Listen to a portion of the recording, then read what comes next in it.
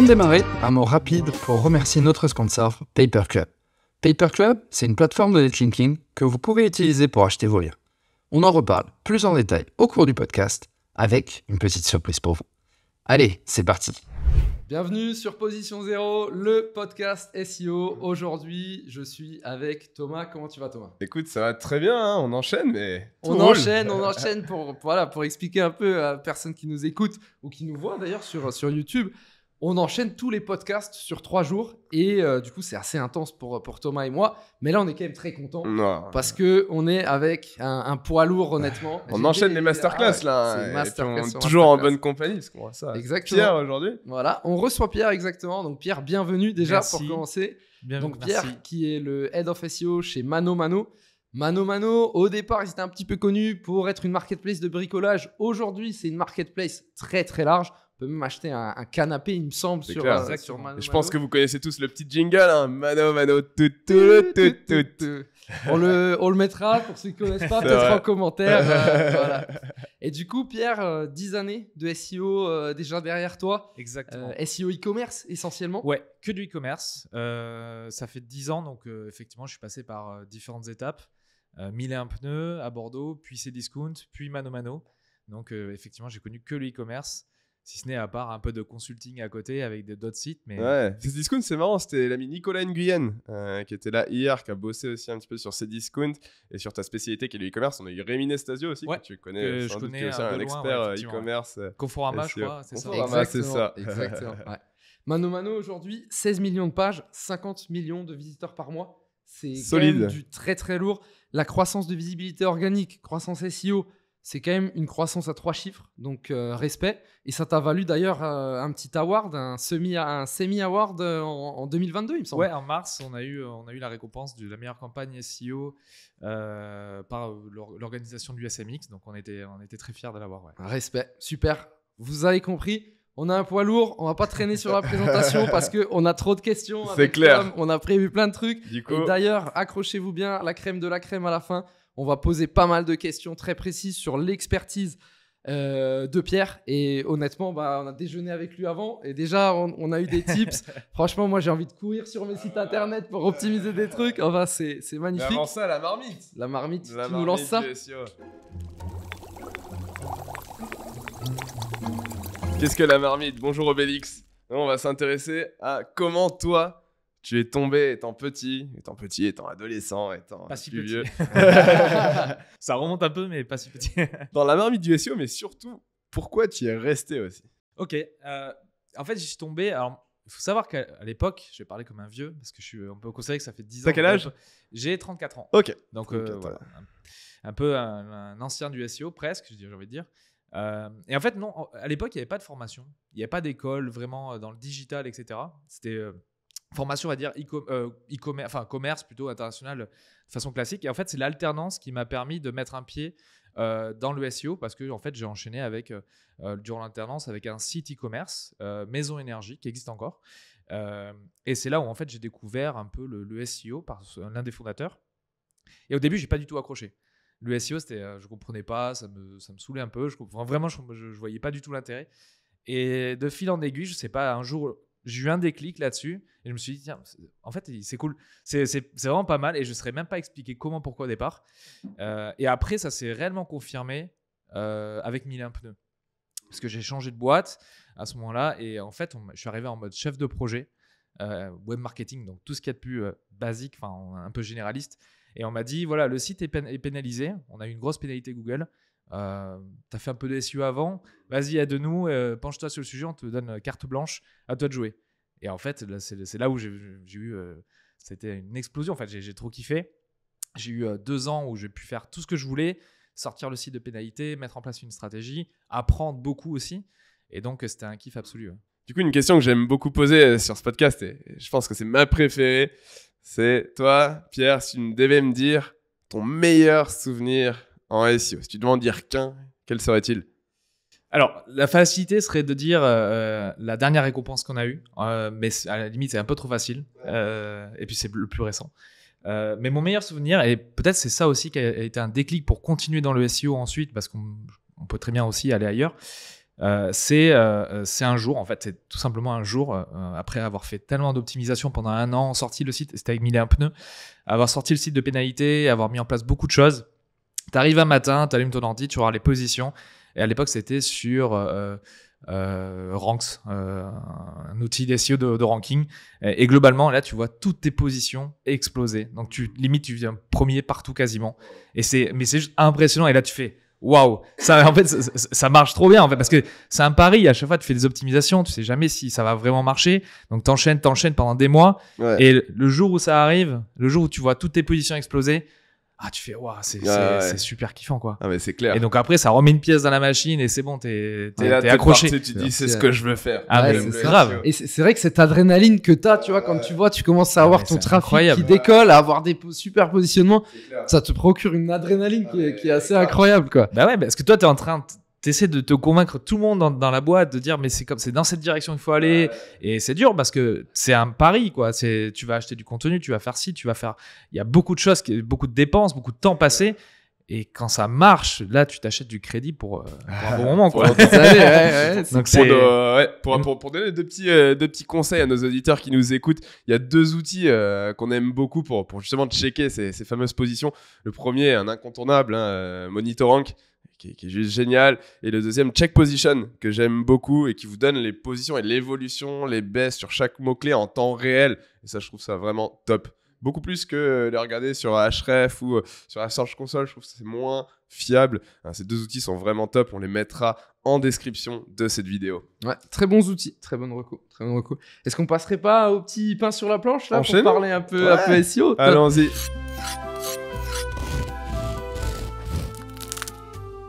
Pas sur la planche, le concept, il est tout simple, c'est des questions sur ta vie de Head of SEO.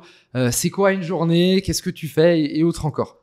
Première question. Allez. C'est quoi une journée SEO dans ta boîte? Comment ça commence? Et puis, tu enlèves ton sac à dos, tu te poses là, limite, mano, qu'est-ce que tu fais après j'ai envie de décrypter en mode une semaine. Il se passe comment? Parce qu'en fait, la journée, c'est ponctué de réunions, de runs, etc. Mais ce qui est intéressant, c'est de voir comment ça se passe une semaine entière. Et dans ma peau, en fait, dans le rôle de Head of SEO, chez nous, en fait, c'est très rythmé. En fait, on le sait parce qu'avec le Covid, le confinement, il a fallu mettre en place des rituels très forts pour créer la cohésion dans les équipes, etc. Et ça nous est resté après. Donc, comment ça se passe? C'est le lundi, il y a un truc incontournable pour moi et mon équipe, c'est la review des chiffres. Donc, de la semaine qui vient de se passer, on regarde le trafic, l'évolution de la visibilité. On passe au moins la matinée à décrypter tout ce qui s'est passé sur le plan d'accessibilité, le taux de crawl, le taux d'indexation de nos pages, le taux d'erreur. Et on a mis en place un certain nombre de KPI comme ça qu'on observe tous les lundis à minima.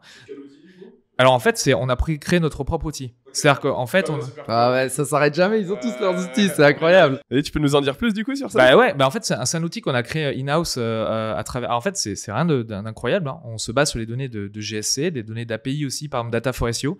On suit nos propres mots-clés, la position, on va dire, un top 100 000 mots-clés pour lesquels on a vraiment envie de savoir où on en est de façon régulière.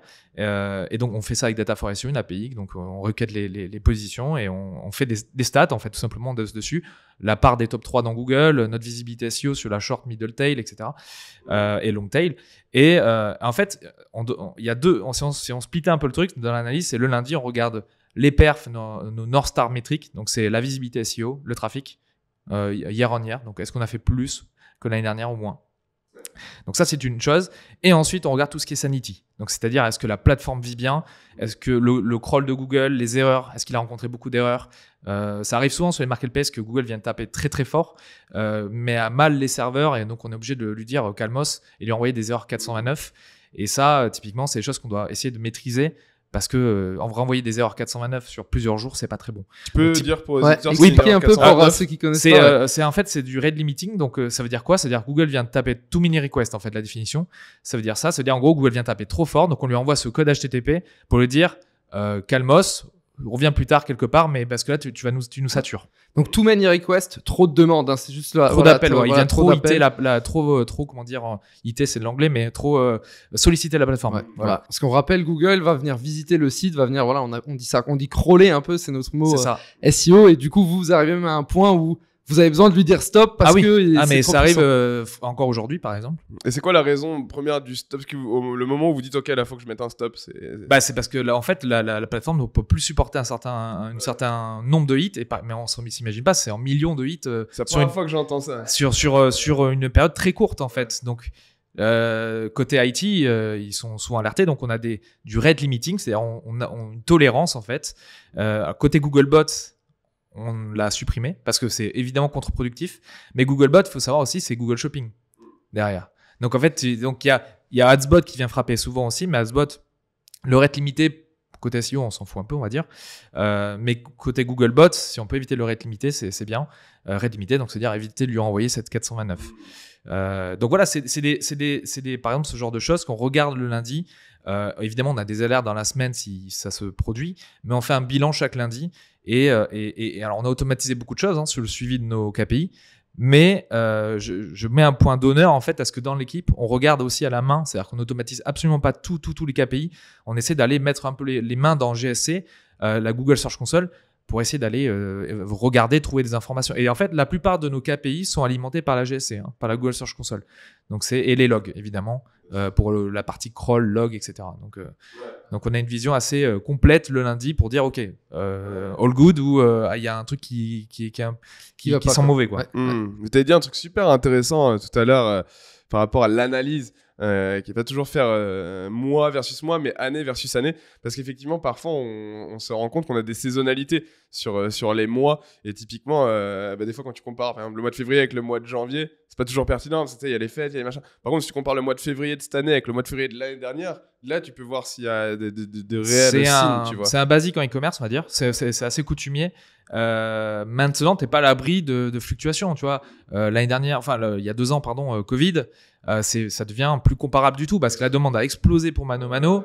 Et cette année, du coup, la demande, elle est toujours là, elle est toujours plus haute, mais elle est moins importante. Donc, c'est parfois le comparable est difficile à avoir. Donc, du coup, ce qu'on fait en plus, c'est on a parce que par exemple, ton trafic, même SEO, tu compares l'année dernière, tu te dis ok, j'ai fait moins. Ou j'ai fait plus, peu importe, mais ça peut être lié à plusieurs choses. En fait, quand tu décryptes, ça peut être lié, mon ranking est moins bon par rapport à l'année dernière, donc j'ai moins de trafic, tout à fait normal. Ou alors, imaginons, ton trafic est bon, ton trafic est moins bon, mais ta visibilité est toujours là. On va voir, tu es en croissance. Qu'est-ce qui cloche en fait ? En fait, c'est la demande marché. La demande marché, du coup, on travaille avec Google pour qu'ils nous envoient cette donnée-là. Sur certaines catégories qu'on a dans le site. Et en gros, ça nous donne un proxy, en tout cas une indication pour dire, OK, la demande marché est à plus 6% la semaine dernière par rapport à l'année dernière. Donc, ça te permet de mieux comprendre les fluctuations. Et sans ça, on serait un peu à l'aveugle, en fait. C'est-à-dire que tu fais des hypothèses, mais tu n'es pas vraiment sûr. Ouais. Et puis moi, j'ai même un petit tips qu'on mettait beaucoup en place chez Skyscanner à l'époque. C'est qu'il ne faut pas forcément comparer une date similaire. Parce que l'an dernier, typiquement, aujourd'hui, on est le 23 février. Voilà, on est un jeudi. L'an dernier, si je ne me trompe pas, c'était un mercredi. Donc, pas oublier ça. Et derrière, voilà, aussi, quand on a des gros sites qui sont à cette échelle, il y a des trucs tout cons. Mais je me rappelle que chez Skyscanner, à l'époque, tu allais avoir une manifestation en France.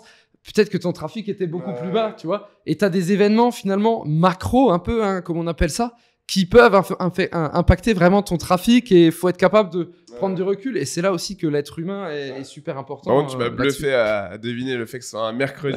C'était pas mal. 23 février, c'est beau. 2 ans de travail là-bas, ça m'a permis de... Et par contre, pour la visibilité SEO, on s'appuie sur plusieurs choses. Sistrix, des outils qu'on connaît bien. Sistrix, comme Rémi.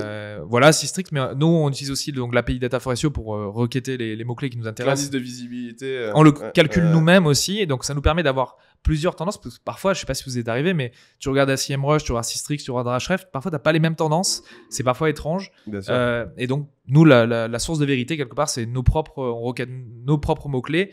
Ça nous donne une indication. Après, c'est confirmé ou infirmé par Sistrix, etc. Mais par contre, la visibilité, on la compare à la semaine d'avant. C'est vraiment du day-to-day ou du week-over-week. En gros, on compare par rapport à la semaine dernière parce que Comparer à l'année dernière, c'est toujours intéressant, évidemment, mais ce qui est important, c'est est-ce que tu n'as pas pris un drop? Est-ce que, au contraire, tu n'as pas été récompensé à un moment donné? Tu n'as pas pris des positions, etc. Et donc, comment comparer simplement sur la Search Console pour ceux qui débutent dans le SEO? C'est tout simple, on va dans les performances, dans les plages de dates. Il y a un onglet à droite, en haut à droite, qui s'appelle Comparer. Il suffit de cliquer sur Comparer et vous pouvez comparer les 28 derniers jours aux 28 derniers jours de la période précédente, la dernière année avec l'année encore précédente. Et vous pouvez même faire des plages personnalisées, au final, qui vous permettent d'avoir la comparaison sur le nombre de clics, le nombre d'impressions, le CTR également, et la position moyenne. Je m'y fie un peu moins à la position moyenne. Fais attention, ouais. Mais c'est très intéressant, parce que ce qu'on se disait hier, hein, tu vois, parfois c'est parce que tu as viré des mots-clés qui n'étaient pas pertinents, et du coup, elle augmente. Et du coup, faut pas s'y fier à la lettre, tu vois, cette position moyenne, mais au moins sur les 3 premiers, là, qui sont les clics, impressions, etc., vous pouvez comparer grâce à la Search Console sur les plages que vous souhaitez. Et ça, c'est très intéressant.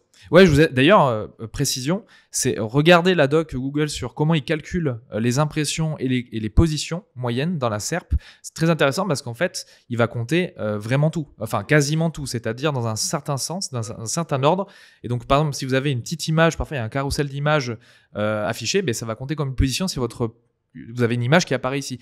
Donc, il va vous dire vous êtes deuxième, mais c'est pas vraiment un lien SEO comme nous comment on se l'imagine. Donc, il faut faire parfois un peu attention à ça. Et donc, s'appuyer aussi sur des outils tiers, on va dire, pour confirmer un peu les tendances, quoi. Très clair. On passe au mardi. Ouais, grave. Ça, c'est que le lundi. Et j'ajoute juste, on mettra le petit lien pour Data for SEO. Donc, c'est une API avec des Très données. complète. Il me semble que c'est qui scrape les pages de résultats Google. En fait, tu peux tout faire avec, quasiment. C'est-à-dire que tu peux récupérer tes positions, tu peux aller chercher les people also asked, tu peux aller chercher les related searches de Google. Et ça, c'est qu'un petit bout. Je vous invite à regarder leur doc. Hein. Ils ont un playground un peu. On la trouve sur quoi cette doc pour nos auditeurs là? Sur Data for SEO, il y a une doc, c'est assez accessible. Ouais. Après, il faut un peu manipuler certains langages de programmation. Donc, c'est souvent Python ou R pour ceux qui sont. Il y avait une tendance sur R récemment. Donc voilà, mais c'est assez accessible et il y a déjà des codes qui sont tout prêts sur GitHub. Dans la description. Ouais, voilà. Et autre point aussi que j'ai bien aimé, quand tu as un gros site, tu as un gros sujet aussi, c'est l'indexation. On en reparlera plus tard dans la crème de la crème. Ouais. Mais Pierre a souligné quelque chose, et ça, je pense pour tous les auditeurs, auditrices, super important. Quand tu as un très gros site, tu es aussi obligé de regarder à quel point tes URL sont indexées, c'est-à-dire à quel point Google va montrer tes URL. Il est venu chez toi, il l'a repéré, mais parfois il fait le choix de ne pas en montrer sur ses résultats de recherche. Il faut vraiment avoir un regard. Ce que disait Nico hier, tu sais, dans la plupart des sites qui audit, il n'y a que 30% des URL qui sont vraiment indexés sur des mots-clés. Il y a 3 raisons clés. Le premier, c'est qu'on oublie de mettre des mots-clés sur certaines pages. La deuxième, c'est que on vise la mauvaise intention. Et la troisième, c'est qu'on n'a pas analysé la concurrence pour choisir le bon angle. Tu vois, donc c'est très important de regarder aussi les positions qui n'anglent pas, et par classification, en position 1.3, en position 4.10 et en position 11.50, pour essayer de les faire passer le plus possible et de les faire monter. Là, on a du potentiel. Sur l'indexation, ce qu'on fait nous, et il n'y a rien d'extraordinaire, mais c'est quand même intéressant de le souligner, c'est qu'on s'appuie sur la donnée GSC, Google Search Console. En fait, comme beaucoup de sites e-commerce, on utilise les sitemaps, ils sont segmentés par type de page. Donc, en fait, on regarde les pages valides. Donc, valide pour Google, c'est indexé. Et en fait, on fait un ratio par rapport au nombre de pages qu'on a envoyées. Donc, tu as vite un taux d'indexation par type de page, puisque tu le fais par sitemap. Et donc, ça, c'est quelque chose qu'on relève chaque semaine. Du coup, ça alimente des graphes et on sait à peu près où on en est. Et ça, c'est hyper important. Donc, ça coûte rien de le faire. Juste un peu de temps parfois dans votre monitoring à faire à la main, et c'est une fois par semaine parce que évidemment, on peut pas le faire tous les jours. Et on a comparé, ce qui est intéressant, c'est qu'on a comparé avec des outils qui permettent de vérifier un petit peu l'indexation des pages, et c'est assez fidèle. En gros, c'est-à-dire Google, même on peut imaginer qu'il a du lag dans la façon de vous présenter les choses, mais ça, globalement, c'est assez fidèle. Donc, on peut lui faire confiance. Allez, le mardi, c'est parti. Alors, le plus important, c'est quasiment le lundi, j'ai envie de dire, parce que c'est le début de la semaine, il faut les chiffres, etc. Le mardi, le lundi, mardi, mercredi, on va dire lundi, mardi, pour faire plus simple, c'est la synchro avec l'équipe. On est à peu près 5 dans l'équipe, et globalement, il faut je puisse voir tout le monde pour m'assurer en fait de OK, c'est quoi le plan d'action de la semaine, la continuité de la semaine d'avant, OK, sur quel sujet on va travailler, etc. Et donc c'est juste une synchro avec mes équipes, et ça prend forcément du temps. Beaucoup d'équipes. Pardon ? Beaucoup de personnes dans l'équipe ? On est 5 actuellement dans l'équipe. Donc, plus petite équipe que j'avais, par exemple, chez Cdiscount, on était beaucoup plus nombreux. Se distribue comment cette équipe? Ah ben en fait, on a je peux les citer, hein. De toute façon, il n'y a pas de... On les saluera. On les saluera, je peux les saluer. Donc, on a un Mathieu qui est, lui, sur la partie très technique Access. Donc, c'est Monsieur Access. Donc, la web perf, les taux de crawl, taux d'indexation, donc tout ça, les taux d'erreur. On a un Guillaume qui, lui, a la casquette un peu data science SEO. Donc, c'est lui qui nous fait tous les algos de maillage et plus encore. On a Pauline qui, elle, est plus sur la partie content et en gros la short tail, c'est-à-dire le merge tree, notre arborescence pour être plus clair du site. Et on a Timothée qui est un peu la casquette un peu dev et qui lui nous fait les dashboards, qui s'occupe du catalogue, de l'indexation de notre catalogue et qui est sur des sujets transverses en fait avec d'autres équipes. Tiens de métier dans le SEO. Ouais, c'est Donc encore en fait une fois, on a ça, des spécialisations. Je crois qu'on en a parlé un petit peu ensemble. Ouais, ouais. En off. Mais en off, ouais, mais il y a des grosses spécialisations, ça se marque de plus en plus. Et c'est normal parce que ça devient de plus en plus rigoureux. Et il faut être. Il y en a qui arrivent à toucher à tout et c'est tant mieux. Mais d'autres ont besoin d'un peu plus. Selon les affinités aussi, hein, on peut pas tout aimer quoi. Tu as parlé d'algorithmes de maillage. Donc tu parles de maillage interne, hein, comment on va lier les sites, nos pages entre elles. C'est pas tout de suite le thème parce que là on est dans la partie le pain sur la planche. Mais on te reposera cette question dans la dernière partie, la Avec crème de plaisir. la crème. Donc les auditeurs, vous savez qu'il y a intérêt à rester. Du coup, je te pose une autre question. Ton plus gros apprentissage depuis que tu es chez Mano Mano? Il n'est pas tellement sur le SEO, purement SEO. J'apprends. Ce qui est intéressant, c'est moi mon leitmotiv, c'est continuer d'apprendre constamment. Et tu apprends toujours en SEO. T'apprends parce que tu fais des tests et tu apprends toujours. Mais c'est pas là où tu apprends des choses, mais c'est Mano Mano m'a apporté un truc en tant que head of SEO, c'est comment tu influences le collectif. Sans influence, tu n'arrives pas à faire bouger les équipes autour de toi. Faut pas oublier, le SEO ne doit pas être esselé en fait au sein d'un collectif. Il faut réussir à l'évangéliser. Exactement, c'est entraîner les équipes, former les équipes. Pourquoi elles le font. Exactement. Et puis nous, nos relais, c'est les product managers, donc c'est eux qui sont qui gèrent le produit, c'est eux qui gèrent par exemple les listings produits, les fiches produits. Donc il faut les influencer pour leur dire on a besoin de ce bloc de maillage là, on a besoin de faire ci, ça, etc. Et donc en fait, ce que j'apprends le plus récemment, ce que je pourrais relever, c'est comment j'organise et je mets des rituels autour de l'équipe, comment on suit nos KPI, comment vraiment tout ça, tu le structures pour que ça soit ultra solide et que tu sois imparable, c'est-à-dire que tu peux rien rater. On a tendance à dire dans l'équipe que on déteste les angles morts. Si on a un angle mort, c'est-à-dire que tu vois pas, tu ne suis pas ton taux d'indexation. C'est un fail quelque part parce que tu vas te prendre les pieds dans le tapis et tu vas pas le voir et en fait on va te pointer du doigt pour dire mais c'est pas normal, t'es SEO, si tu suis pas ton taux d'indexation c'est pas normal. Donc en fait c'est être irréprochable sur tout ça, avoir un socle entre nous très très solide. Et après, effectivement, l'évangélisation et comment tu arrives à storyteller un petit peu tes features que tu veux pousser en prod, etc. C'est jamais évident. On arrive doucement. Ça passe par sensibiliser les équipes, leur expliquer pourquoi tu le fais, quel est le gain que tu peux attendre, etc. Donc, parler de tes résultats aussi quand il y a des bons résultats. Exactement. Mais tu sais qu'on passe, c'est ce que parfois je peux reprocher à l'équipe, c'est qu'on passe beaucoup de temps à expliquer ce qu'on veut faire, etc. Une fois que c'est livré, qu'on ait des résultats ou qu'on n'en ait pas, tu vois pas de dégradation ou d'amélioration, on prend pas toujours le pli. Je pense que c'est pas vraiment la culture SEO de partager ses résultats à la terre entière, alors que parfois il faut, tu vois. Donc c'est que ce soit dans les bons côtés ou les mauvais côtés, en disant bon, on s'est trompé, ça a rien fait. On a testé ça, ça a pas marché. Mais il y a plein de trucs qu'on a fait, ça a pas marché. Heureusement, tu vois, si tout marchait à chaque fois. Clairement. J'entends la roulette tourner. T'entends la roulette ? Allez, c'est l'heure de la roulette. Allez. Jingle.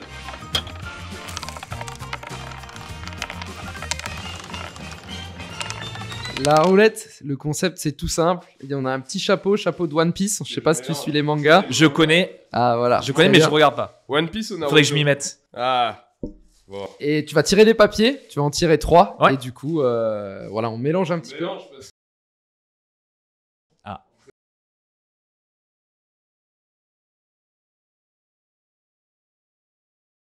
Alors, ta formation SEO préférée. Alors, je pense que j'en ai fait pas mal, mais il y en a une qui m'a particulièrement marqué. À mes débuts, on va dire, c'était la formation du cocon sémantique de Laurent Boilly. Alors, je sais que je suis pas très original pour le coup, mais c'était quand même une claque quand c'est arrivé dans l'univers du SEO.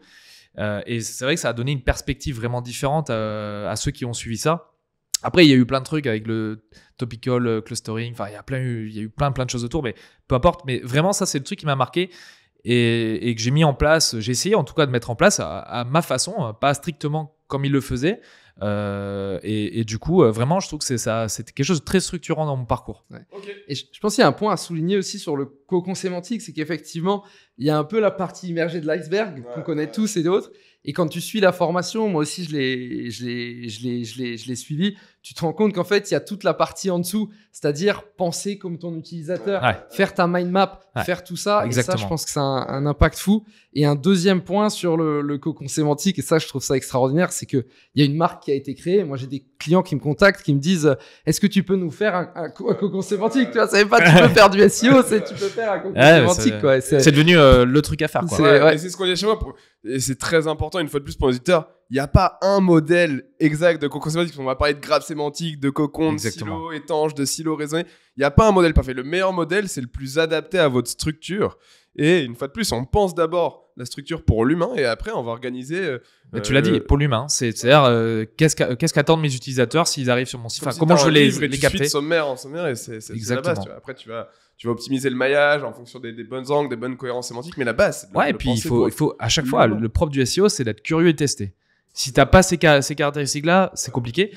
Mais si tu es curieux et que tu testes des choses, tu vas te planter, mais au bout d'un moment, tu vas réussir à trouver la bonne formule. Ça, c'est mon mantra en SEO. Chaque erreur est un moyen de peaufiner ta strat et au final de l'optimiser. Donc ça, je suis d'accord, c'est une putain de formation. Il y a ceux qui ne tentent rien, qui ne se trompent jamais en fait dans le complètement. Final, il faut tester. Des frères Perronnet aussi qui est bien. Je l'ai faite avec Cdiscount, ils étaient venus nous la faire. Et pareil, très intéressante, mais on était déjà assez sachant, on va dire, dans l'équipe de Cdiscount. Et j'ai fait après les formations Rémi Bacha et Vincent Terrassi, mais c'est moins SEO, c'était beaucoup plus l'application de R à l'apprentissage de la data science dans le SEO. Très intéressante comme formation, donc voilà. Et un dernier point sur le cocon sémantique, on va encore parler de maillage interne, mais ça souligne aussi à quel point le maillage interne est super important. Et aujourd'hui, en 2023, tu peux pas faire un article ou une page qui va pas lier vers une autre page. Les pages orphelines, ça ne doit plus exister. Et on va en apprendre plus tout à l'heure avec la petite question algo de maillage dans la crème de la crème. Carrément. Mais d'abord, deuxième papier. C'est parti. Alors, SEMrush ou Ahref? Alors, je vais être tout à fait honnête. Ça fait très longtemps que j'utilise SEMrush. Ahref, je l'ai depuis quelques temps. Je dirais que les deux se valent, mais moi j'ai plutôt une affection pour SEMrush. Ça fait très longtemps que j'utilise et je suis très habitué. J'ai mes réflexes. Et ce que je te disais en off aussi, c'est que il y a beaucoup de features sur SEMrush qui servent à rien. Il faut se le dire. Enfin, moi, désolé pour SEMrush. Sur Ahref aussi. Mais ouais, sur Ahref aussi. Il y a d'intro en fait. Mais il y a vraiment le truc dans recherche organique. Si vous avez un compte SEMrush, bon, je suppose que vous utilisez beaucoup cet onglet-là, enfin cette feature-là. Et ce que j'adore, c'est qu'on peut filtrer énormément de choses. Si tu veux aller voir chez nous les fiches produits contenant le terme et qui se terminent par ça, etc., tu peux le faire. Alors, je sais que tu peux le faire aussi avec d'autres outils, mais j'y arrive mieux et je trouve que c'est beaucoup plus intuitif avec SEMrush. Donc, je dirais SEMrush pour le coup. Non, moi je suis team Ahref perso, tu vois. Ah ouais. Après, ça dépend. Par exemple, avec PlayPlay, je bosse sur du SEMrush, Live Mentor, Mercia, on est sur du Ahref. Moi, j'ai une grosse affinité pour Ahref. On en a beaucoup parlé hier. Mais très puissant. Ils font des trucs que SEMrush ne fait pas du tout. Par exemple, la comparaison de SERP avant-après sur deux dates différentes, ce que fait très très bien SEO Observer de Kevin Richard. C'est le premier à l'avoir vraiment fait. Et c'est vrai qu'il y a des features, mais tu vois, c'est une question de s'approprier un outil, ça peut prendre du temps. Après, les deux se valent pour les auditeurs. Juste, je sais que SEMrush a un peu augmenté. Je crois que la politique de prix a changé, si je dis pas de bêtises. Mais je crois que tu as quand même un truc autour des 100 euros. Sujet récemment là. Les gens qui pétaient des plombs, que ça devenait trop cher. Bah ouais, mais c'est vrai que c'est cher, mais à 100 et quelques euros, tu peux avoir un compte qui va être un peu limité. Tu n'auras pas l'historique, je crois, des données. Et Ahref, par contre, n'est pas donné, mais c'est vrai que c'est puissant. Et par contre, ce que je regrette, c'est qu'Ahref, l'API coûte très très cher. Sinon, je l'aurais utilisé avec plaisir, mais c'est hors de prix l'API, donc obligé de passer par autre chose. Ok, très clair. C'est intéressant. Très bon choix. Tu peux tirer. Allez, le troisième. Ouais. C'est parti. Screaming Frog ou OnCrawl. Ouh là là là là. comparaison d'outils à fond, là. Alors là, je dirais que c'est pas du tout pour le même usage. On peut très, très clairement, on pourrait pour le même usage. Pour un petit site, Screaming Frog, sans conteste. Pour des sites de taille un peu plus moyenne, Ça revient souvent. Mais c'est normal. Streaming et gros site. Mais moi, on l'utilise, Screaming Frog chez ManoMano pour du one shot parfois. OnCrawl, je les connais très très bien. D'ailleurs, je les salue parce qu'ils sont de Bordeaux. Donc, exact, c'est vrai. Ouais. Et notamment Jérémy, on se connaît très bien. Et donc, non, mais OnCrawl, on l'a utilisé. Moi, j'utilisais beaucoup avec Cdiscount et c'est ultra puissant. C'est ultra puissant et c'est très adapté pour des structures où on a besoin de voir beaucoup plus de choses. Et donc, voilà. Limite, je peux pas décider, mais pour un site comme ManoMano, il aurait fallu. Aujourd'hui, on travaille on travaille pas avec OnCrawl ni même Botify et consorts. On fait nos propres analyses. Mais clairement, pour un site comme ManoMano, ça serait plutôt OnCrawl, ouais. Et du coup, on salue, parce que c'est un outil français, du coup. OnCrawl, si je dis pas de... Ah, c'est français. Ça a été racheté par Brightage, là. Racheté maintenant, et du coup. Américain.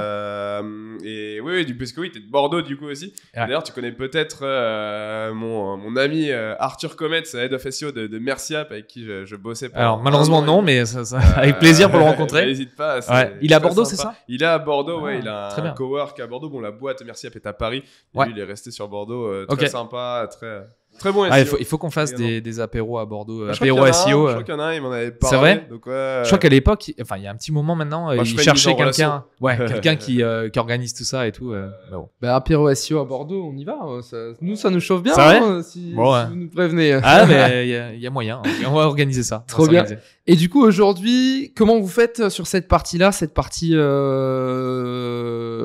crawl et autres? Vous avez un outil interne chez ManoMano? Oui, alors en fait, on a nos logs. Donc déjà, ce qu'on fait, c'est qu'on analyse nos logs pour la partie access. Je le disais tout à l'heure, les erreurs, le taux de crawl aussi de nos pages. Donc en fait, on regarde les hits Googlebot sur nos pages. On sait combien on a de pages, donc on arrive à faire le rationnel derrière.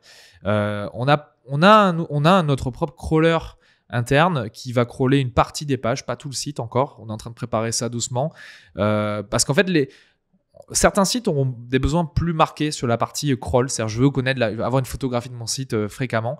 Sur ManoMano, moi, ça m'a un petit peu étonné quand je suis arrivé, c'est qu'il ne crawlait pas du tout la plateforme.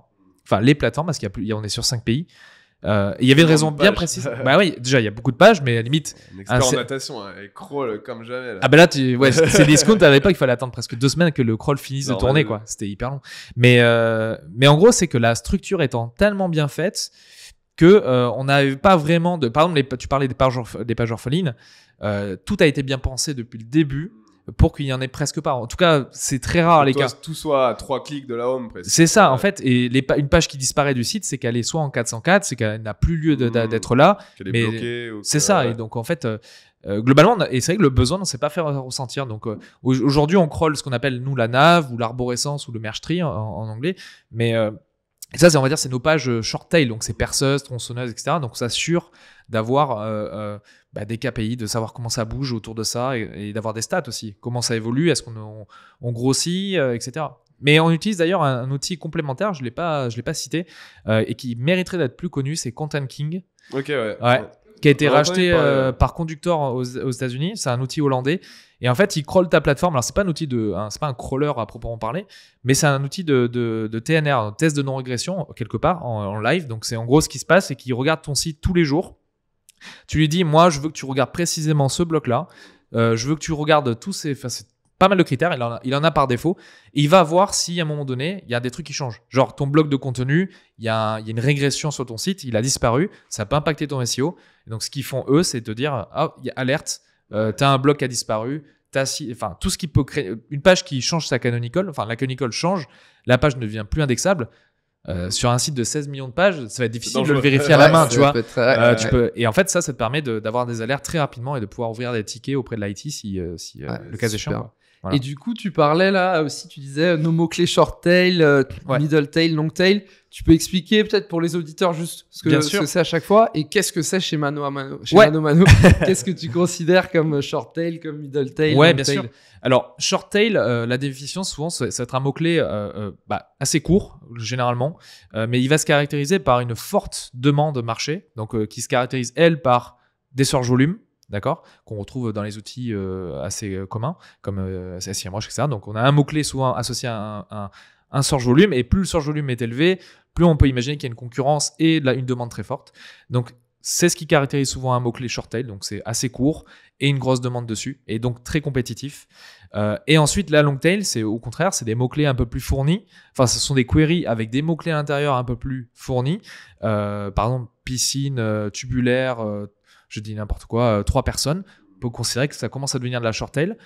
Et ça va dépendre aussi du search volume. Donc voilà, et on oublie souvent la middle tail qui est très importante. Et d'ailleurs, chez nous, la short tail, du coup, je fais la connexion à ce que tu me demandais. La short tail, pour nous, on considère que c'est plutôt le merge tree. Donc la nave, c'est vraiment les niveaux très piscine, tu vois, perceuse, tronçonneuse. Donc ça, c'est vraiment les mots-clés très recherchés où c'est difficile d'être génériques, on peut les appeler très générique. aussi. Ouais. Où tu sais pas en fait si quelqu'un veut acheter, la personne veut acheter ou pas. Donc c'est une optimisation, peut-être le verra après, mais comme différente. Voiture, on sait pas si tu veux une voiture Ouais, électrique, si si tu tu veux veux louer une Exactement. voiture, s'il n'y a pas d'intention à Et c'est vrai que long tail, j'ai pas précisé, mais souvent l'intention d'achat est plus précis. Enfin, l'intention est plus précise c'est souvent. clair. Ouais, Donc ouais. tu peux, et la compétition est moins forte, donc tu peux. C'est 2 stratégies différentes. On y reviendra peut-être après. Mais du coup, nous, moi, je considère donc merge tree c'est la short tail. Long tail, nos fiches produits, ça va de soi. Et entre les deux, ce sont des pages qu'on va générer qui vont être plutôt de la middle tail. Alors certains sites utilisent e-commerce les filtres pour cela. Donc ça va être canapé rouge ou canapé rouge de place, des combinaisons comme ça qui vont être plutôt de la middle tail avant d'arriver sur la fiche produit. Et là-dessus, typiquement, comment vous générez la cannibalisation? Parce que tu me dis, il y a des gros risques entre vos... Alors en fait, on a des algos quand on ouvre ces pages-là. On a des algos qui vérifient plein de choses. Déjà, si le H1 de la page match, on fait de la normalisation. Alors, je ne vais pas rentrer dans le détail, mais en gros, on vérifie que les 2 pages ne se nomment pas de la même manière. Donc ça, c'est le b.a.-ba. Et on vérifie aussi si, par exemple, dans le listing, les produits, il n'y a pas une proximité trop forte entre les deux. Ça peut vouloir dire que on a 2 pages qui vont se cannibaliser, effectivement, qui répondent à peu près à la même intention. Donc, on fait attention à tout ça. On a pas mal de filtres et globalement, nous, on est très, très vigilants sur la duplication. Peut-être trop parfois, mais on veut éviter vraiment la duplication. Et donc, ouais, c'est ça, on fait très attention. Et du coup, tu as des algorithmes un peu qui vont te. C'est ça ce que vous Ouais. avez construit qui vont On te a, dire, je ne sais pas combien de filtres, avant d'ouvrir une page comme ça, de middle tail, je crois que Rémi Nestasio parlait de search dexing, c'est un peu l'équivalent. Nous, on est très très vigilants sur des filtres, on a beaucoup de critères à l'entrée pour qu'une page soit ouverte. Vraiment beaucoup. Et il faut qu'elle ne montre pas de blanche, en gros, et il ne faut pas qu'elle soit en duplication, évidemment. Et donc, oui, on a des filtres et qui sont gérés d'ailleurs dans mon équipe par Guillaume. C'est la partie data science un peu où on a des trucs très, très, très poussés. Canonical, c'est clé en e-commerce. Ouais, et par exemple, tu vas avoir des pages qui pourraient, chez certains e-commerçants qui font cette technique-là, s'ouvrir et qui ont rien à voir. On appelle ça du out-of-scope, c'est-à-dire des pages qui n'ont rien à voir avec ton business. Tu vas ouvrir France 2 ou Stade 2, Ruby. Parce que les gens, tu as des bots qui viennent taper dans ton moteur. Et ensuite, tu as des gens aussi qui tapent n'importe quoi dans ton moteur. Tu as des misspells, tu as des erreurs d'écriture, etc. Donc, comment tu fais pour identifier tout ce bruit-là et l'éliminer? C'est hyper dur. Donc, nous, on a bûché là-dessus. Et globalement, on arrive quand même à filtrer énormément ces queries-là. Super. Pour être efficace. Très intéressant. Ouais. Petit mot peut-être search dexing, on va peut-être l'expliquer. Du coup, c'est Tu l'as bien dit cette fois. Je l'ai bien dit, ouais, je me suis pas mal entraîné cette nuit. Alors, search dexing, en gros, le concept, c'est de créer des pages à la volée en vous basant sur ce que les gens cherchent sur votre site internet. Donc, typiquement, vous êtes un site e-commerce, vous vendez des canapés, je dis au pif, et vous remarquez que les gens cherchent canapé bleu en nubuck. Bon, potentiellement, vous n'avez pas encore de page pour ça, mais vous allez pouvoir en créer une un petit peu à la volée. Pierre, tu me confirmes? C'est ça. Très important. Et puis ça donne des idées clés qui sont liées à l'utilisateur. Et le but, in fine, c'est d'avoir vraiment un moteur de recherche interne. Ce qui fait en SEO, les returning visitors, ils sont clés de toute façon. Et le fait de garder quelqu'un le plus longtemps possible de page en page, c'est clé. Donc, si on utilise lui-même les requêtes qu'il tape dans notre propre moteur de recherche internet, soit sur un blog, sur un site e-commerce, sur l'inventaire, on le fait beaucoup. Tous les sujets liés de près ou de loin à l'entrepreneuriat, tu vois, on les couvre tous. Si le mec, il tape, je sais pas, déclaration de chiffre d'affaires, tarif en freelance, boum, il a un guide dessus, tu vois. Et c'est vraiment ce qu'on essaye de mettre en place pour garder. Mais tu sais, c'est intéressant, c'est une technique qui est vraiment très vieille. On en parle aujourd'hui, mais c'est une technique qui est hyper vieille. Cdiscount était l'un des premiers à l'avoir fait. Amazon le fait aussi, évidemment. Mais je crois qu'à l'époque, il y avait même du eBay. Ça remonte très loin. Il faut retrouver des. Non, mais attends, il faut retrouver des articles. Moi, j'avais retrouvé des articles où eBay s'était fait shooter parce qu'ils étaient allés comme des bourrins. ils avaient ouvert tout et n'importe quoi. C'est-à-dire En fait, des queries qui avaient aucun sens, de la duplication, des trucs qui Quelqu'un qui avait tapé A dans le moteur de Ouais, recherche, mais ça tout. avait créé une page. Ou Et en fait, quelque ils chose. s'étaient fait shooter. Il y avait un autre aussi use case, c'était Jiffy, enfin Jiffy, alors pas Jiffy, mais le site de GIF. Ouais, pas des idées de génie, mais Ah ouais. Jiffy, Jiffy avec un Y des à la petits fin. chats qui font des... Et ben eux, ils avaient fait du search indexing aussi, mal maîtrisé, et je crois qu'il s'en était un peu vanté, le fondateur, et il s'était pris une raclée par Google derrière, pas possible. Donc en fait, et Cdiscount le maîtrise très bien aussi. J'ai vu à quoi ça ressemblait. Mano, on fait de la même manière, mais je pense on a poussé le truc, le vice presque hyper loin pour éviter de créer ce bruit et d'être un peu dans le radar de Google. On essaie, nous, de faire en sorte que ça s'intègre de façon un peu native dans l'expérience client. Et en fait, du coup, c'est $1 pour tout le monde. Il n'y a pas de pages bizarres qui apparaissent, quoi. Voilà. Très intéressant. Super intéressant. Crème sur la crème. Ouais, crème sur de la crème. On confond les formats, tu sais. On connaît plus nos Passage formats. sur la crème. Allez, on passe sur la crème. Du coup, ouais, crème de la crème, je te laisse lancer, présenter ça. Ouais, carrément.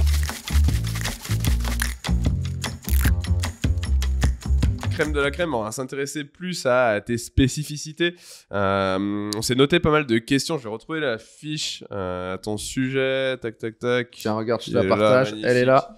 Une pour deux, faut pas qu'on la perde. On va pas qu'on la perde celle-ci. Effectivement, on va s'intéresser à tes sujets de prédiction. Bon, là, on s'était noté, nous, en gros, des sujets liés au maillage interne et à l'algo, parce que c'est clé chez vous. Vous avez beaucoup de contenu. Donc, la première question qui nous vient en tête, bon, ça, pour le maillage, on y vient après, mais la première qu'on s'est notée, c'est quel est le KPI numéro 1 que vous suivez sur la partie popularité et comment vous gérez le netlinking chez ManoMano.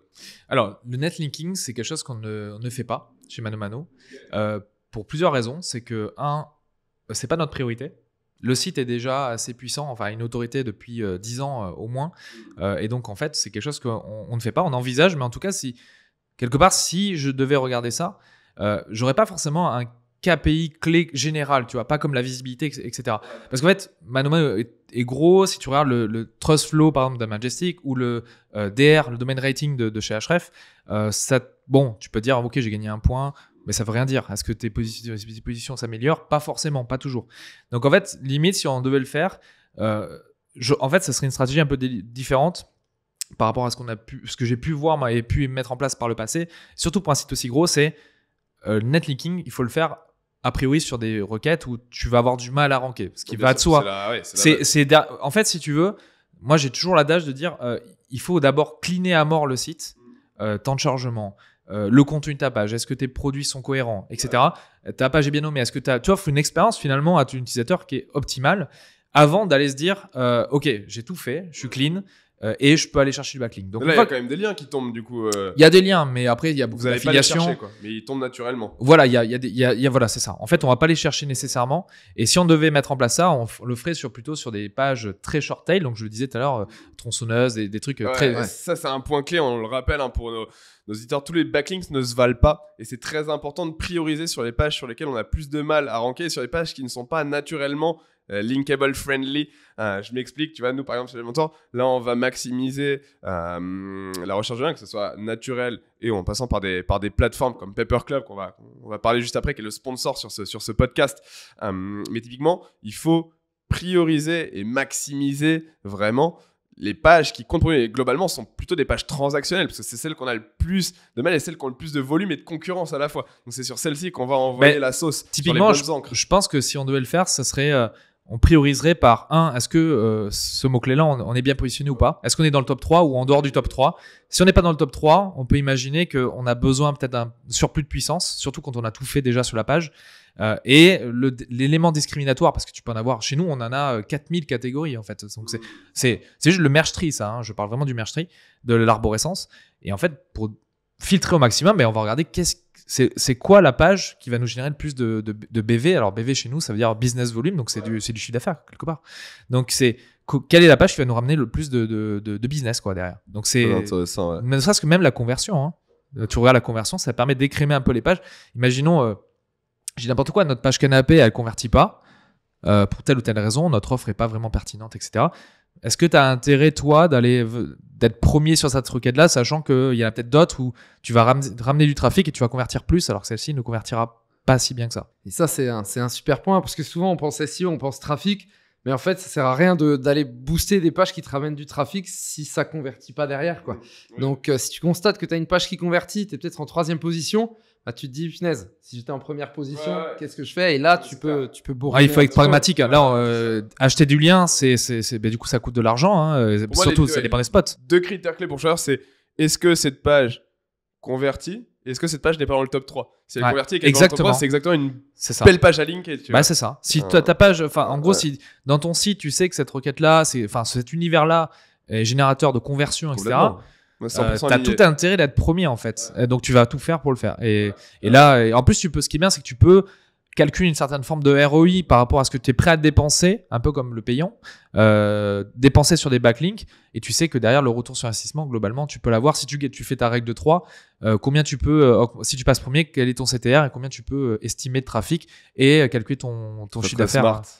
Et en parlant de netlinking, tu nous fais un petit mot Allez, sur le c'est sponsor parti. à Paperclub, Je Lucas. fais un petit mot sur le sponsor. Après, j'ai une question pour toi. Donc, prépare-toi. Vas-y, c'est bon.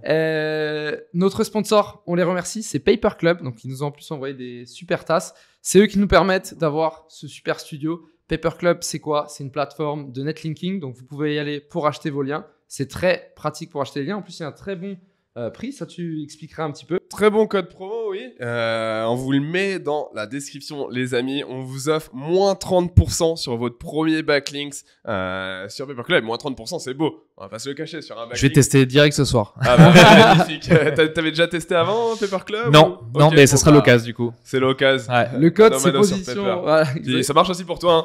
Le Ouais. code, c'est position 0, 0 en chiffres qu'on met dans la description. C'est le nom du podcast, donc normalement, vous n'allez pas vous tromper. Exactement. Et, n'hésitez pas, tout sera là. Et on a des invités en or, comme Pierre. Yes, exactement.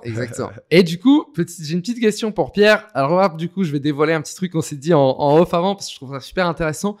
Tu m'as parlé du fait que tu avais remarqué que la conversion avait un impact sur vos rankings en organique. Oui. Est-ce que tu peux nous en dire Ça, plus c'est de la sur private joke qui se vend en neuf et tout. Là. Ouais, Non, mais c'est un truc hyper intéressant. T'as raté Et- plein de trucs à midi du coup.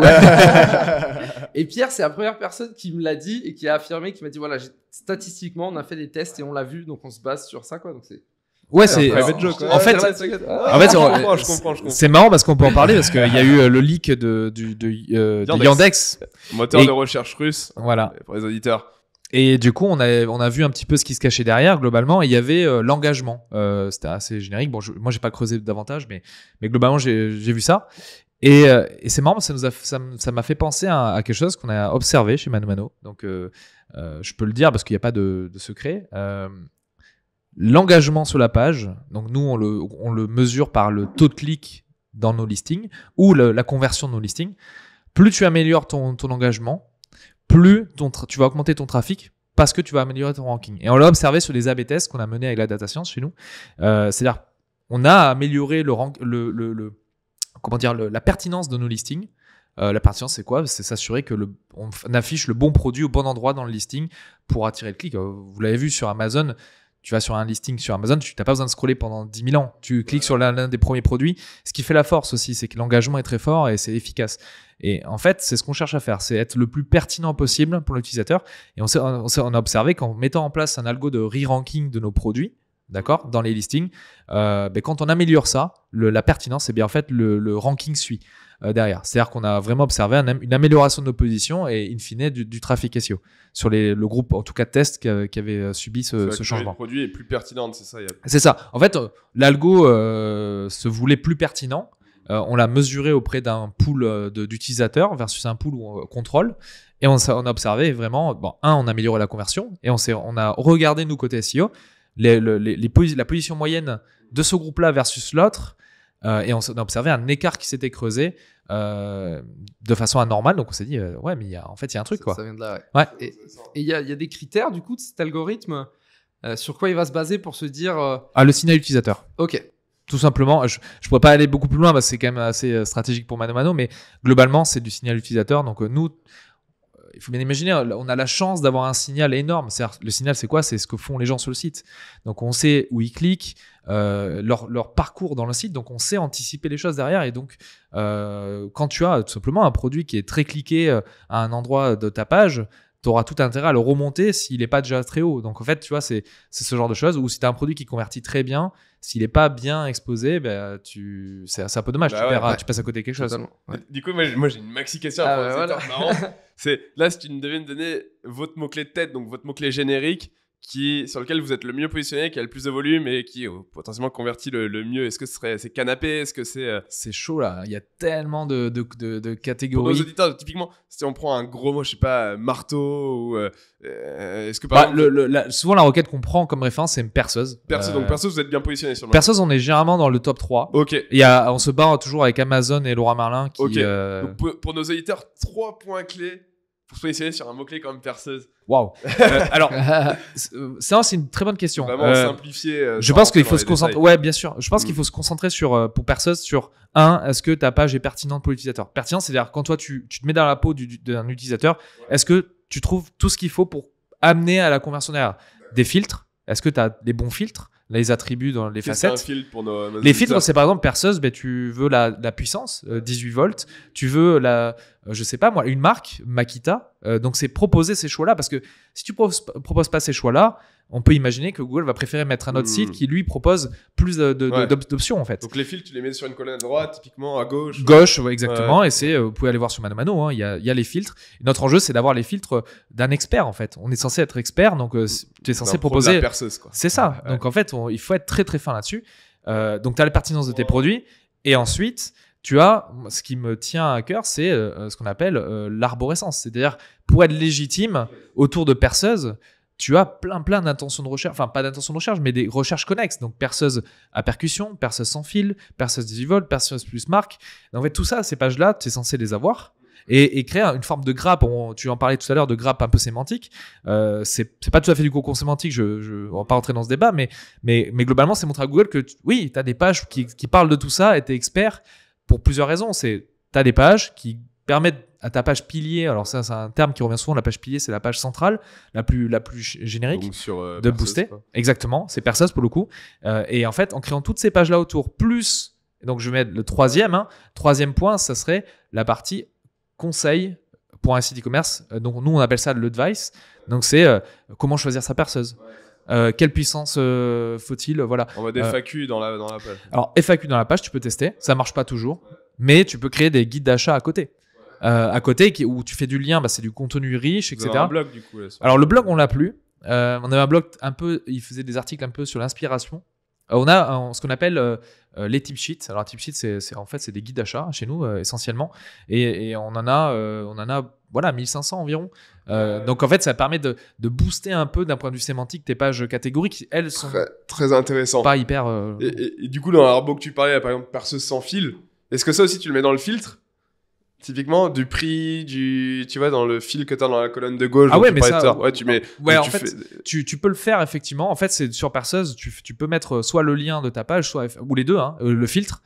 En fait, le filtre à gauche, comme on disait, va permettre à l'utilisateur de tout de suite... tu n'as pas de rechargement de la page, c'est en Ajax, c'est en JavaScript. Les autres, quoi. Ça va très vite. Ouais. Si tu pousses ton lien, tu es obligé de faire ton lien quand même vers la page spécifique. Donc, et l'utilisateur, ça recharge, il va tomber sur une autre page. Mais la page est adaptée. C'est-à-dire que dans les deux cas, en fait, tu offres deux expériences différentes. C'est une expérience où c'est sur la page en direct, et l'autre, c'est généralement, c'est faire en fait, c'est du maillage, hein, purement. C'est pas pour que les gens nécessairement cliquent dessus, même si on essaie d'un point de vue UX à les exposer pour proposer une navigation pertinente. Et c'est ce qu'on fait, c'est ce qu'on veut faire en tout cas, c'est anticiper au maximum les tendances. Par exemple, tu es sur... alors, perceuse, ça marche moins bien parce qu'il y a moins de tendances, mais canapé, peut-être que demain, il va y avoir un nouveau style. On connaît le style scandinave, industriel, etc. Il y aura peut-être un nouveau style qui va apparaître. Et nous, l'enjeu, c'est de capter cette information très vite et la pousser au bon moment. Que ce soit avec une page dédiée ou en filtre, par exemple, pour montrer qu'on est là, tu vois, on est au contact du marché. Son troisième, Rémi nous a dit hier sur le mot-clé canapé. C'est quoi, pardon?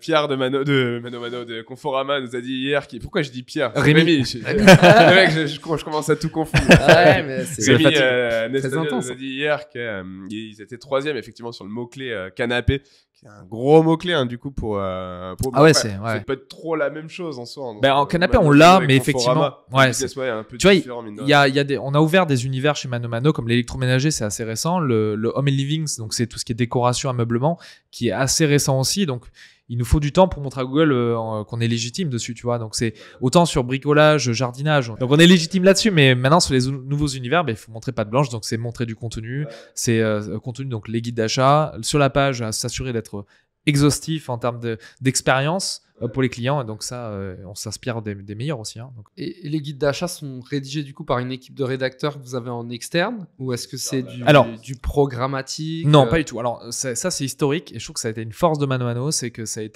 une équipe en interne, une équipe propre pour rédiger, propre à ce sujet-là, pour proposer des guides d'achat. Donc, comment ça se passe? Il y a des rédacteurs en interne chez nous, mais il y a aussi des rédacteurs en externe, donc des freelances souvent qui peuvent travailler avec nous depuis des années. Et donc, les guides d'achat sont rédigés comme ça. Et la petite anecdote, c'est qu'en fait, on ne transmet aucun brief à ces rédacteurs. C'est assez contre-intuitif pour un SEO de dire, j'envoie, en gros, tu lui dis la thématique et tu ne donnes pas de brief. Et on n'a jamais fait ça. Et nos guides d'achat se positionnent très très bien. Enfin, généralement, on n'a pas trop de soucis. Et je pense que la force, c'est qu'on a laissé nos rédacteurs libres dans la rédaction. Ce sont des experts. Attention, c'est pas n'importe quel rédacteur à chaque fois. C'est des experts dans leur domaine. On a même des anciens professionnels du bâtiment, des choses comme ça qui rédigent désormais pour nous. Et là, tu mets le doigt sur un point clé. On le dit tout le temps chez Live Mentor. Hein. Si demain, je dois écrire un article sur la plomberie, jamais je vais demander, je vais pas aller chercher le meilleur rédacteur web SEO au monde. Je cherche un mec qui fait de la plomberie depuis 20 ans, qui sait de quoi il parle, qui sait apporter une valeur concrète, qui sait donner les étapes méthodologiques pour fixer un truc. Et après, derrière, tu l'optimises, tu vois, en vernis final. Mais ça aura toujours beaucoup plus de valeur pour le user d'avoir un mec qui sait ce qu'il fait. Tu sais, si tu réfléchis un peu à 2 secondes, tu te dis, si tout le monde envoie les mêmes briefs, parce qu'en fait, tout le monde peut récupérer les mots-clés importants autour de perceuse, tu dis le brief, comment choisir sa perceuse, les PA, enfin les people also ask, tout le monde récupère maintenant pour faire du contenu. Tout le monde est capable de faire ça aujourd'hui. Encore il y a quelques années, c'était un peu nouveau. Tout le monde fait ça. Et les briefs se ressemblent tous en fait. Donc au final, on a quasiment tous les mêmes contenus si tu proposes les mêmes briefs aux mêmes rédacteurs, surtout s'ils ne sont pas experts. Donc en fait, nous, on a plus misé sur l'expertise de nos rédacteurs et du coup, on les laisse faire. Ils sont bons. Donc voilà. C'est masterclass ça, honnêtement, pour renforcer ton autorité. Et en plus, ce que j'aime bien, c'est qu'il y a ce côté programmatique, voilà, pour créer des pages avec les filtres et autres encore. Et derrière, tu vas ajouter de la vraie expertise. Ah ouais, et puis ça te donne envie. Moi, j'ai envie de lire un contenu expert. Tu vois, quand tu lis du SEO, hein, t'as pas forcément envie de lire les articles de Wikipédia ou de SEMrush qui sont souvent les mêmes. T'as envie de lire des petits experts, des Steve Toes, des Kevin Indig. Ah, mais je peux vous dire, si vous voulez lire les guides d'achat à Mano Mano, ils sont très très complets. Hein. Franchement. La seule chose qu'on fait par-dessus, c'est une surcouche de maillage. Jusqu'à présent, c'était géré manuellement. Quand tu as 1500 guides d'achat à gérer manuellement le maillage, alors c'est fait sur le moment, hein, mais à entretenir. Les liens ne sont pas toujours pérennes, donc tu as des 404, etc. Il faut l'entretenir. Ouais. Et en fait, on a automatisé absolument tout le maillage. Et donc, ce guide d'achat dans la page perso, tu le mets où?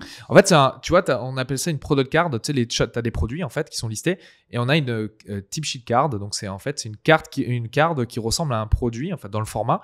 Et en fait, c'est un visuel avec comment choisir sa perceuse. Et en fait, dans la navigation, tu scrolles et tu tombes à un moment donné sur ça. Et ce qu'on essaie de faire aussi, c'est de pousser. Alors, on peut mettre aujourd'hui techniquement qu'un seul guide d'achat, alors que tu pourrais en mettre d'autres aussi. Et on va en pousser aussi un peu en bas de page. On va essayer de pousser ce genre de choses pour proposer plus de choix. Alors, aussi en termes de maillage purement SEO. Et peut-être pourquoi pas pour l'utilisateur s'il descend en bas de la page. Combien de mots à peu près sur ce guide de perceuse? Je ne pourrais pas te dire là comme ça. C'est énorme, tu iras voir, mais je crois que franchement, c'est des gros guides d'achat. Complets. Ouais. Notre seul intérêt, nous, c'était de s'assurer que le maillage entre les tip sheets, entre les guides d'achat soit optimal. Ouais. Première chose. Et ensuite, c'est qu'on sait à quel point c'est important de faire du lien dans le corps du contenu. Et ça, à la main, ça demande un temps fou parce qu'il faut identifier le mot-clé, identifier la landing qui va bien. Et ça, on l'a automatisé. C'est-à-dire tout le maillage qui est fait dans le corps de page, il est automatisé par un algo qui tourne toutes les semaines.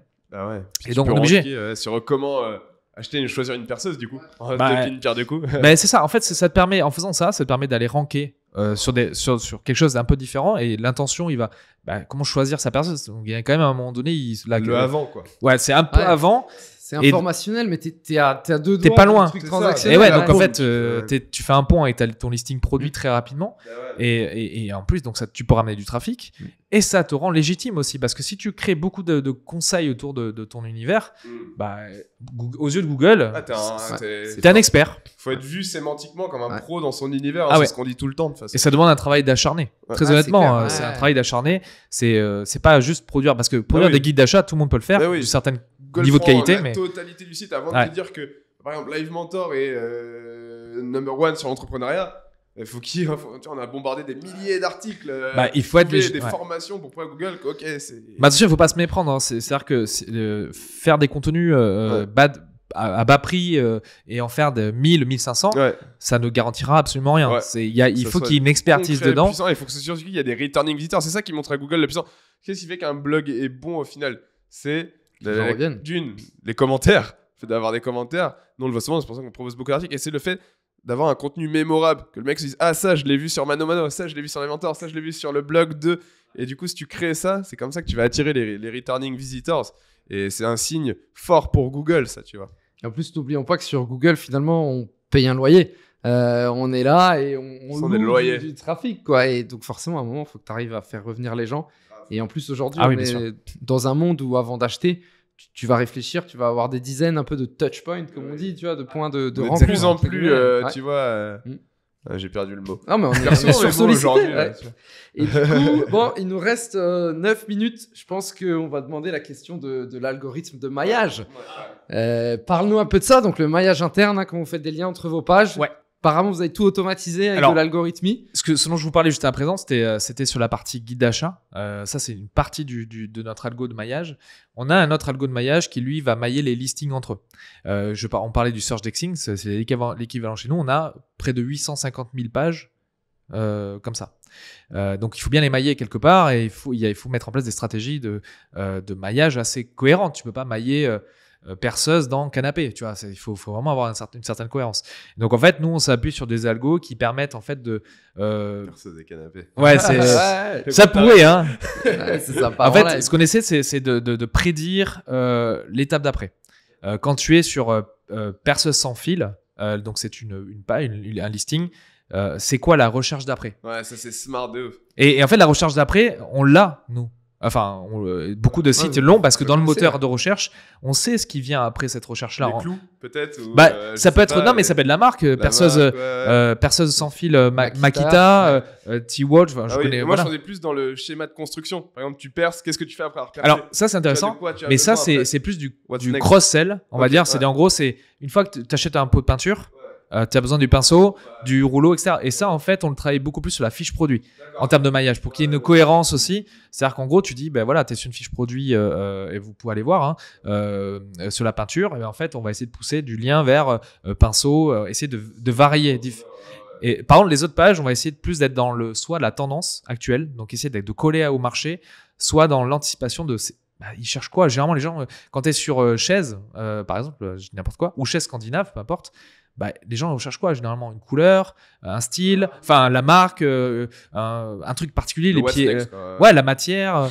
Et donc, en fait, ça, on l'a, ces données, on les a, et donc on essaie au maximum de les pousser et de faire, c'est un peu l'idée, c'est de faire un bandiment chaud pour pouvoir, je sais quoi, c'est s'assurer que ce qu'on pousse est utile. Donc, on regarde les CTR sur nos liens pour dire, OK, si ça n'a jamais été cliqué, alors qu'il y a c'est qu'il y a un truc qui n'y a pas. Donc, on va le changer et faire tourner, etc. Donc, ça, c'est des.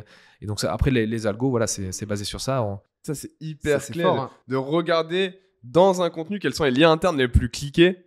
Ça te donne un indice clair sur est-ce qu'il est bien là, ce lien interne. Est-ce que je n'aurais pas le changer pour mettre un plus logique humainement, tu vois? Ouais, sur à petite échelle, tu peux le faire. Limite, mais quand tu as 850 000 pages où il faut pousser du lien et davantage, Un t'es outil à obligé conseiller pour checker rapidement le CTR de tes...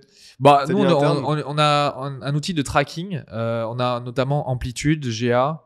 Donc, en fait, on a avec, j'ai oublié le nom, l'outil Google pour le Docker tracking. Studio Non, mais ça, on Google regardera. Analytics, Google Search Console. Tag Manager. Tag Manager, merci. ouais. Allez, Bien joué. C'est gagnant. Plus un. On va le mettre dans la.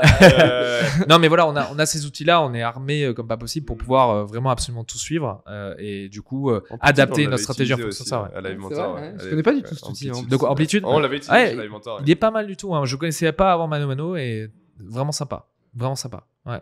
Super. Et du coup, entre les guides d'achat et tes pages produits, quelle est la stratégie? Encore une fois, maillage automatique. Alors oui, c'est-à-dire qu'en fait, dans ce cas-là, ce que tu as envie de faire, c'est tu es sur un guide d'achat, tu as fini de lire le guide, ou à certaines étapes du guide d'achat, parfois tu n'as pas besoin de tout lire, tu vois. Et donc, il faut quand même qu'on pousse du produit à un moment donné. Donc, ce qu'on essaie de faire, c'est mettre des carousels de produits. Comment choisir sa perceuse? Mais tu as différents types de perceuses. Donc, on va faire un paragraphe sur chaque type de perceuse.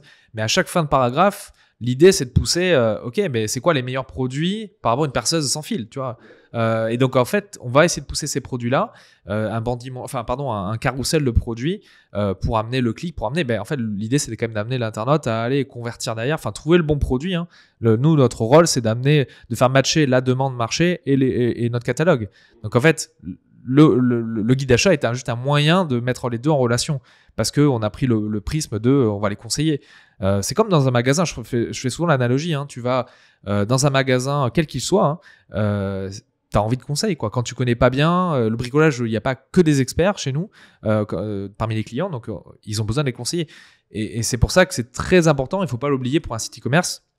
Si tu ne conseilles pas, tu te tires une balle dans le pied parce que les autres vont le faire et ils vont créer une différence majeure avec toi. Donc, clairement.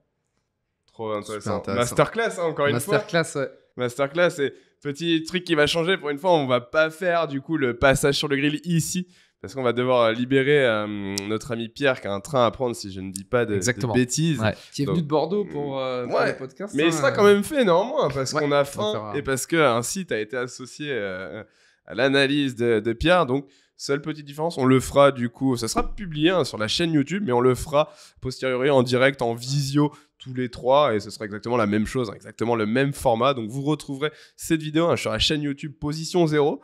Et merci beaucoup pour cette merci à vous, masterclass. c'était un vrai plaisir. Hyper C'était complet. excellent. Ceux qui font du e-commerce, cliquez et n'hésitez pas à aller voir l'épisode de Rémi Nestasio aussi qui parle beaucoup de e-commerce. Les deux ensemble, vous parlez de sujets différents mais hyper complémentaires, donc il y a plein de choses à aller On aurait pu chercher. en parler pendant des heures, mais c'est vrai que là, c'est... on aurait aimé te garder des heures aussi. Ouais, on aurait aimé, mais. Eh oui, Et hein. honnêtement, je pense que n'importe quelle personne qui a un gros site, avec ce qui a été dit, que ce soit l'épisode de Rémi ou C'est celui-là, grave. Ouais. mais t'as des tips. De toute façon, on va organiser super par puissants. titre thématisé en Ouais. fonction de votre spécificité, et comme ça sera direct pour. C'est vrai qu'on n'a pas parlé pour par exemple de crawl budget, mais sur un gros site, c'est primordial et il y a plein de choses à faire. L'indexation aussi. Enfin, on pourrait passer des heures à en parler de tout ça. mais- C'est clair, Ouais, c'est saison clair, deux, c'est clair. saison Saison 2, c'est Saison déjà. 2, c'est clair. Ouais. On a Saison Merci, 2 sera un peu Pierre. différente quand même. Ça sera Ouais, plus c'est les vrai. consultants SEO cette fois-ci. Donc Ok. là, on est sur les in-house. Saison 2, on part sur un compte de ceux qui bossent. pour Très bien. pour les watts, donc, Très bien. on Cool. change un peu. Parfait. Merci. Merci à vous, les gars. Merci. Et bon retour sur Bordeaux. Ouais. Yes. Ciao. Allez, Merci. merci. Salut. à tous.